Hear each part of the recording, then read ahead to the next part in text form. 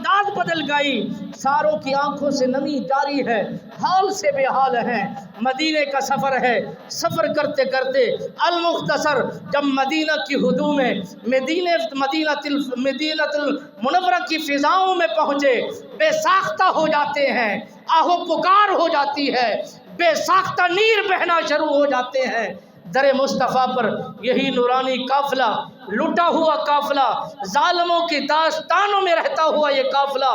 بہترین نواسوں کا قافلہ،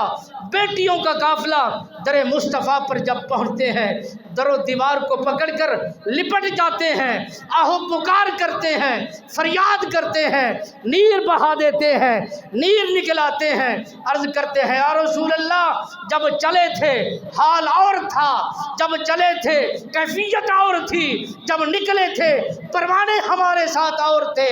جب یہاں سے آپ ہم الوداعی کر کے نکلے تھے ہماری خوشیوں کے سما اور تھے،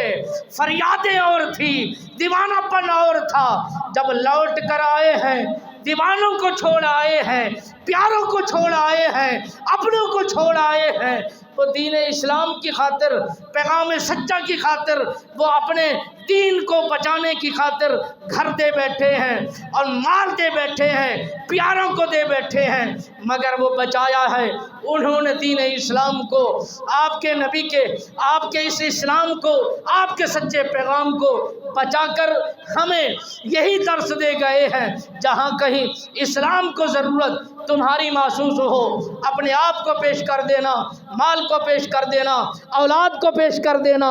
اور کہیں دین اسلام کو گوا نہ دینا اور اس کو اکیلا نہ چھوڑ دینا۔ اور جو مال کو نہیں چھوڑتے، اولاد کو نہیں چھوڑتے، عزیز و اقربا کو نہیں چھوڑتے،